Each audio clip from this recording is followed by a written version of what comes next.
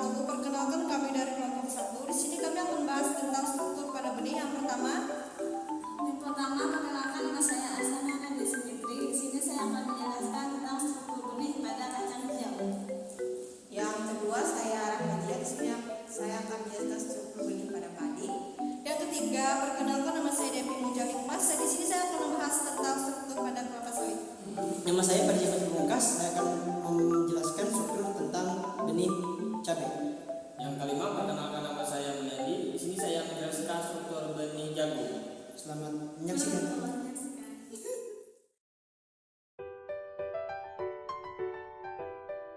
Di sini saya akan menjelaskan tentang struktur benih kacang hijau. Yang pertama ada epikotil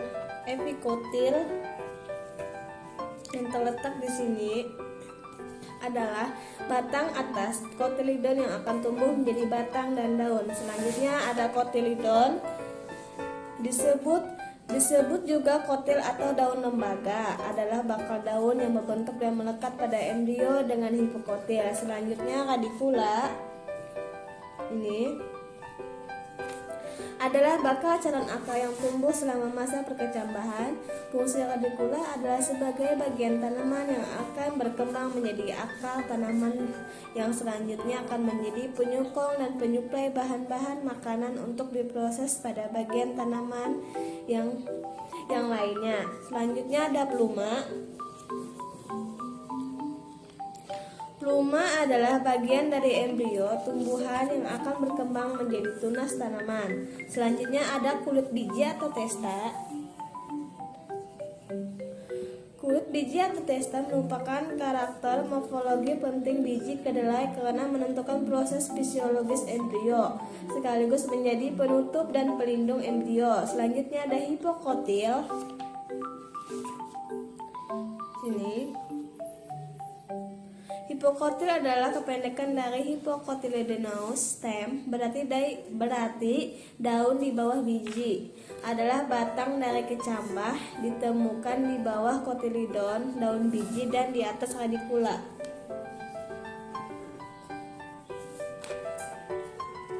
Selanjutnya akan dilanjutkan oleh Rahmadiah.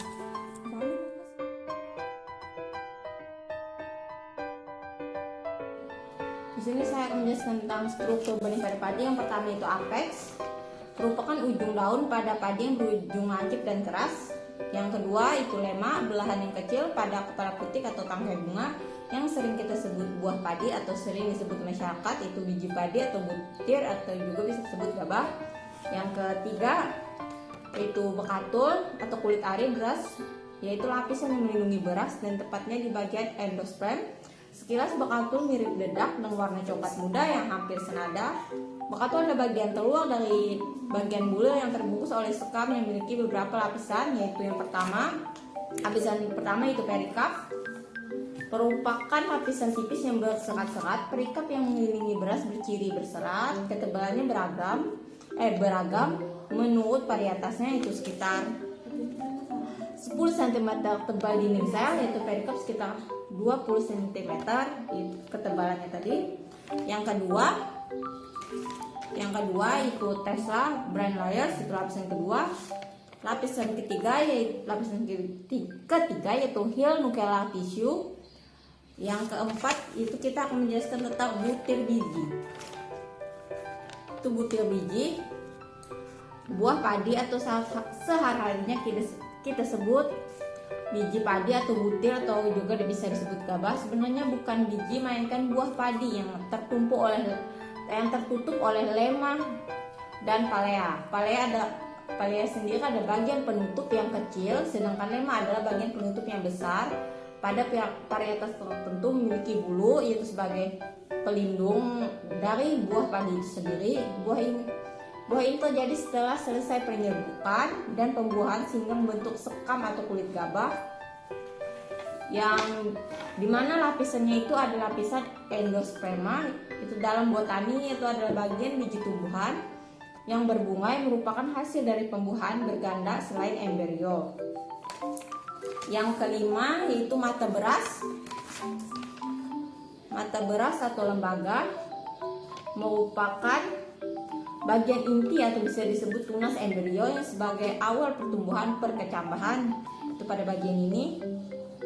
Dengan di dalamnya itu ada beberapa lapisan. Yang pertama yaitu plamunella.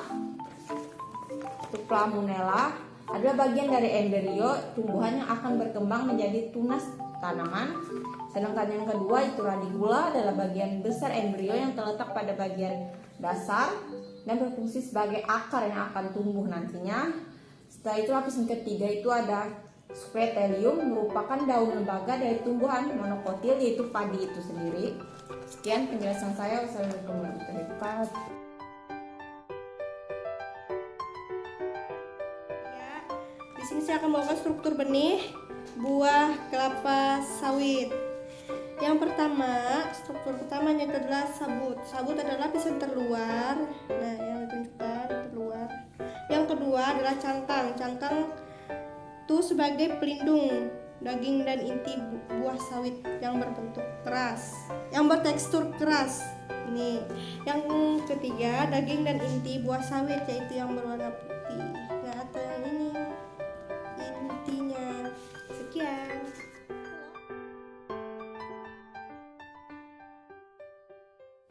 Oke, berikut saya akan menjelaskan dari struktur buah cabai. Yang pertama yang kita tahu adalah batang. Batang itu adalah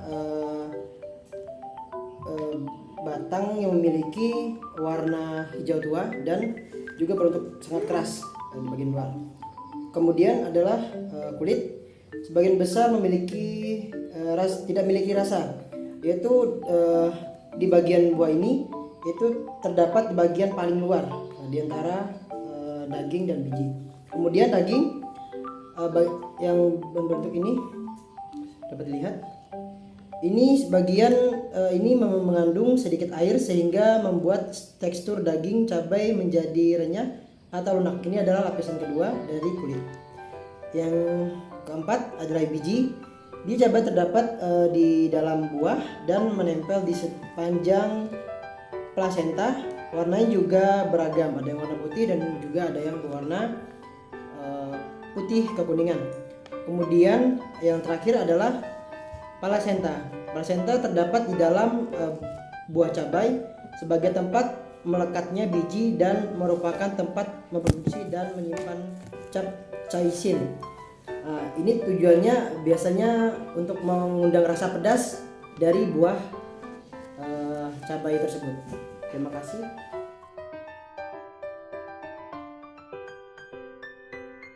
Penjelasan struktur benih jagung.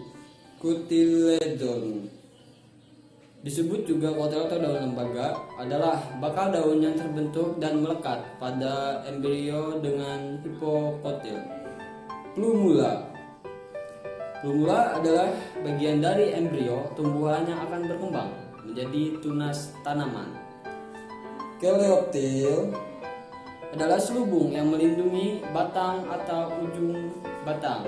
Jaringan buah berfungsi sebagai pelindung biji yang nantinya akan menjadi calon individu yang baru. Kulit biji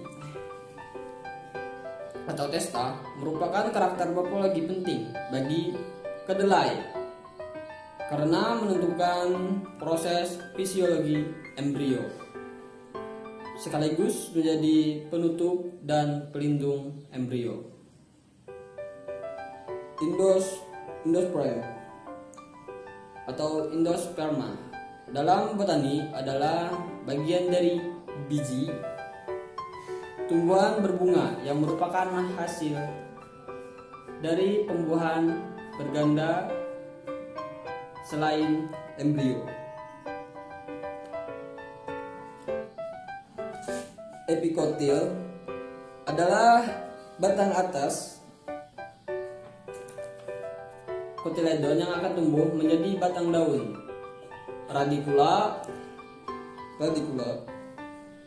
adalah bakal calon akar yang tumbuh selama masa perkecambahan.